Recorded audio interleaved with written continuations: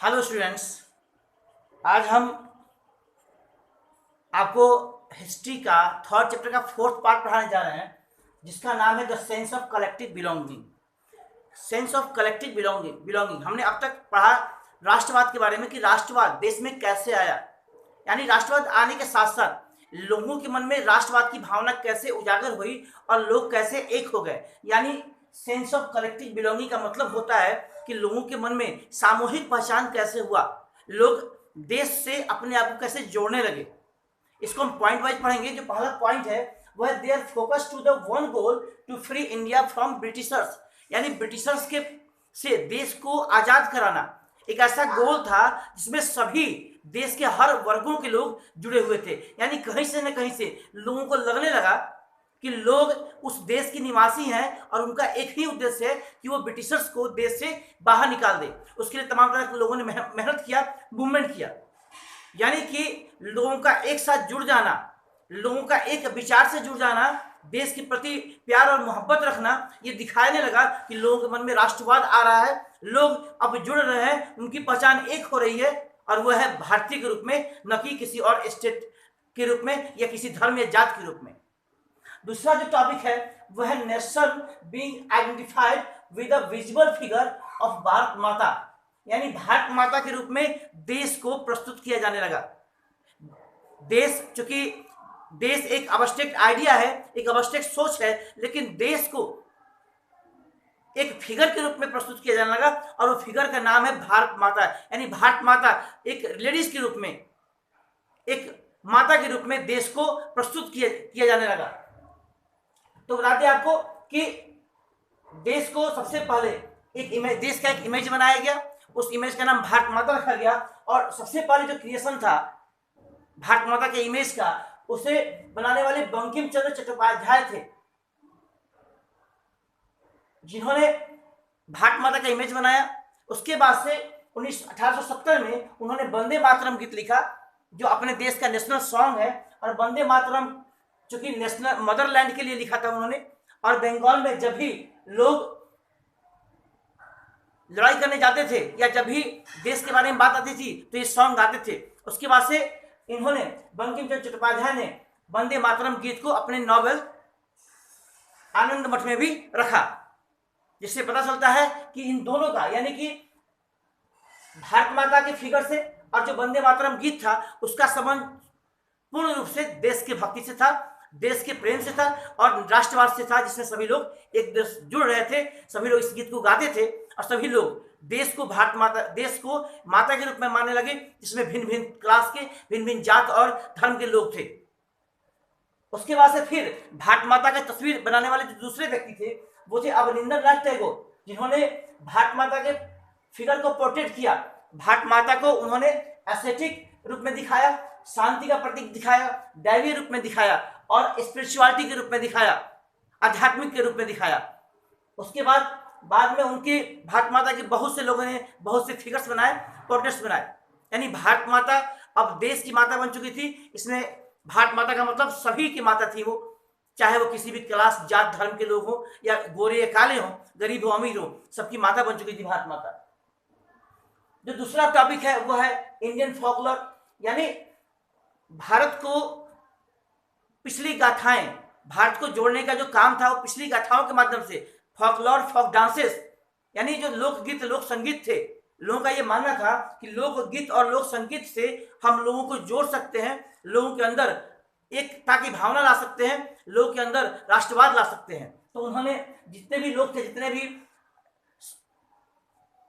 समाज सुधारक थे, जितने भी देश के बनाने वाले, देश के सोचने वाले लोग थे, देश की एकाग्रता के बारे में, देश के राष्ट्रवाद के बारे में सोचने वाले लोग थे, सब लोगों ने इस पर जोर दिया और लोगों ने तमाम तरह के लेजेंड्स को, फोक सॉन्ग्स को, ट्रेडिशनल सॉन्ग्स को, पोएट्री को, डांसेस को इकट्ठा किया, कलेक्ट किया और वो उसे लोगों के सामने प्रस्तुत किया। लोगों का ये मानना था, लीडर्स का ये मानना था कि इन सब चीजों से भी लोगों के मन में राष्ट्रवाद उत्पन्न होगा और लोग एक दूसरे को एक अपना समझने लगेंगे, इनके बीच एक ही भाव होगा, एक ही कलेक्टिव बिलोंगिंग होगा, वो देश को अपना मानने लगेंगे।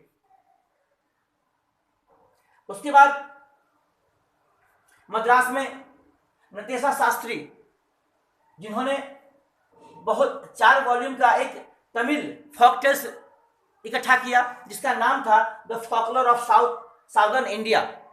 इसे इकट्ठा करने वाले मद्रास के नटेशर शास्त्री थे, जिन्होंने इकट्ठा किया। उनके हिसाब से ये नेशनल सॉन्ग था और इसे लोगों को जोड़ने के लिए, लोगों में राष्ट्रवाद लाने के लिए जरूरी था कि लोगों के सामने इस तरह की बातें रखी जाए, लोगों के सामने लोगों का कल्चर रखा जाए और लोग फोक सॉन्ग, फोक डांसेस रखा जाए, लोकगीत, लोक संगीत रखा जाए, जिससे लोग एक दूसरे से जुड़ेंगे और लोग देश को अपना मानेंगे और खुद को अपना कंट्रीब्यूशन करेंगे देश के विकास में। तो दूसरा है वह क्रिएशन ऑफ नेशनल फ्लैग, यानी देश को जोड़ने की बात, देश में लोगों को एक साथ करने की बात आई तो देश में एक नया फ्लैग बनाया जाने लगा। यानी फ्लैग सबसे पहले बंगाल में स्वदेशी मूवमेंट के समय में एक ट्रिकलर फ्लैग बनाया गया, डिजाइन किया गया। उस ट्रिकलर में रेड, ग्रीन और येलो था, जो बंगाल में बनाया गया था। इसमें 8 लोटस थे, यानी कमल के फूल थे, जो ब्रिटिश इंडिया के 8 प्रोविंसेस को दिखाते थे, 8 क्षेत्रों को दिखाते थे। इसमें एक मून था जो हिंदू और मुस्लिम को दिखाता था। मतलब ये सारे अलग अलग सिग्निफिकेंस को, अलग अलग चीजों को सिग्निफाई करते थे, जिसको प्रस्तुत किया गया था। फिर बाद में 1921 में गांधी जी ने एक स्वराज फ्लैग को डिजाइन किया। उस स्वराज फ्लैग में को भी उन्होंने ट्रिकलर के रूप में दिखा दिया, तिरंगे के रूप में दिखाया उन्होंने, यानी ट्रिकलर को ही उन्होंने चुना, लेकिन उसमें कलर अलग थे, रेड, ग्रीन और व्हाइट था। इसमें एक स्पाइनिंग व्हील को दिखाया उन्होंने। स्पाइनिंग व्हील, यानी स्पाइनिंग व्हील सिग्निफाई करता था कि वो गांधीयन आइडिया, मतलब गांधीयन आइडिया को सिग्निफाई करता था, और वो सेल्फ हेल्प को दिखाता था कि स्पाइनिंग व्हील से सेल्फ हेल्प को सिग्निफाई करता था वो। इसलिए गांधी जी ने इस तरह का फ्लैग बनाया था। लेकिन बाद में लीडर्स और लोगों के मन में होने लगा कि अगर देश के लिए फ्लैग बनाना है तो वो हिंदू मुस्लिम को सिग्निफाई ना करे, वो देश के त्याग और बलिदान को सिग्निफाई करे। फिर बाद में गांधी जी के इस फ्लैग को सुधारते हुए, अमेंड करते हुए, जो अभी आज का वर्तमान फ्लैग है हमारे देश का, ट्रिकलर, जिसमें 3 रंग है, बीच में एक अशोक चक्र है, उसको डिजाइन किया गया और जिसका पहचान, जिसके 3 रंगों का अलग अलग सिग्निफिकेंस है और तीनों रंगों का अलग अलग सिग्निफिकेंस को दर्शाया गया, जिसमें धर्म से संबंधित कोई बातें नहीं कही गई, जिसमें देश को तोड़ने वाली कोई बातें नहीं थी, जिसमें कोई भी डिवीजन की बात नहीं कही गई, जिसमें देश को जोड़ने की बात कही गई थी। उसके बाद creating a feeling of nationalism through reinterpretation of history को फिर से दोहराकर लोगों में राष्ट्रवाद को दर्शाना। यानी एक समय था जब भारतीय इतिहास भारतीय पक्ष में थी, यानी भारत का इतिहास बहुत अच्छा था। अभी अंग्रेजों के आने से पहले, अभी मुगल शासकों के आने से पहले, अभी देश के गुलाम होने से पहले जो अपना इंडिया था वो बहुत अच्छा इंडिया था। इस इंडिया का नाम सोने की चिड़िया हुआ करता था, इसे लैंड ऑफ एक्शन कहा जाता था, कर्मभूमि कही जाती थी, इसके कई नाम थे और विदेशों से आने वाले लोग भी इसके कई नाम दिए हुए थे। इसका नाम हिंदुस्तान पड़ा, इसको लोग इंडस से हिंदुस्तान नाम रख दिए। तमाम तरह के अलग अलग नाम जो विदेशियों ने रखा भारत के गुणों को देखते हुए, तो लोगों के मन में, लोगों को हिस्ट्री के माध्यम से ये दिखाया जाने लगा कि लोगों का जो जीवन था वो पहले अच्छा था। लोग जिस भारत में रहते हैं वो देश पहले बहुत समृद्ध था, बहुत अच्छा था, बहुत अमीर देश था और उसका कल्चर पूरे विश्व में फैला हुआ था। लेकिन वही विदेशियों के आने के बाद से, बाहर के लोगों के आने की वजह से, जब से बाहर के लोगों ने देश को कॉलोनाइज किया, बाहर के लोगों ने देश को गुलाम बना लिया, तो देश की स्थिति खराब हो गई। और देश की स्थिति खराब होने के बाद से जो देश का कल्चर था, जो देश का अपनी संस्कृति थी, अपनी सभ्यता था, उसको खत्म किया जाने लगा। उस पर विदेशियों का अपना संस्था, अपना तौर तरीका लागू होने लगा, विदेशियों का अपना लैंग्वेज लागू होने लगा।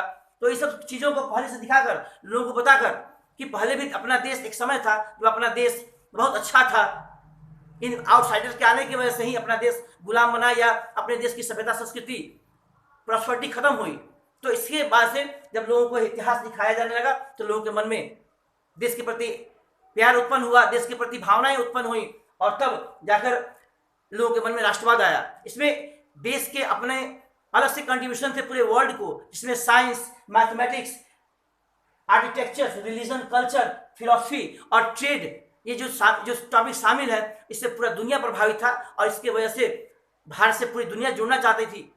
दुनिया के सारे कंट्रीज भारत से जुड़ना चाहते थे, भारत से व्यापार करना चाहते थे, भारत के कल्चर को अपनाना चाहते थे, जिस चीज़ को लोग खुद इंडिया के लोग नहीं चाहते थे, तो जो बड़े बड़े लीडर्स थे, बड़े बड़े फिलोसफर थे, उन लोगों ने इन चीज़ों का यूज़ किया, इतिहास को यूज़ किया और लोगों के मन में राष्ट्रीयवाद का भावना भरने का प्रयास किया। और जिसके बाद एक ऐसा समय आया जब भारत के लोगों में राष्ट्रवाद की भावना भरी, जब सेंस ऑफ कलेक्टिव बिलोंगिंग हुआ, जब लोगों को एहसास होने लगा कि देश अपना है और हम देश के हैं, और इसमें चाहे जितने भी जात धर्म के लोग हों, किसी भी रंग भेद के लोग, किसी भी रंग के लोग हों, गरीब हो अमीर हो, सब लोग एक हैं, सबकी पहचान एक होनी चाहिए। हम किसी अलग अलग स्टेट के निवासी नहीं है, हमारी जो पहचान है वो देश भारतीय के रूप में होनी चाहिए, इंडियन के रूप में होनी चाहिए।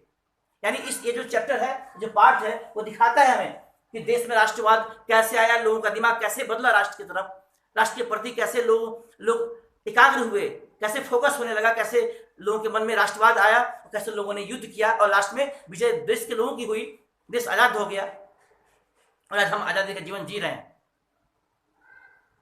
ये इस वीडियो का लास्ट चैप्टर था, इस चैप्टर का लास्ट वीडियो था जो मैंने आप लोगों के सामने रखा। इसके बाद हम नेक्स्ट वीडियो बनाएंगे। तब तक के लिए धन्यवाद आपको। आप लोग घर में सुरक्षित रहें, अच्छा रहें। अभी जो माहौल देख ही रहे हैं आप लोग, माहौल बहुत खराब चल रहा है, तो इसके लिए आप लोग घर पर रहें, स्वस्थ रहें। धन्यवाद।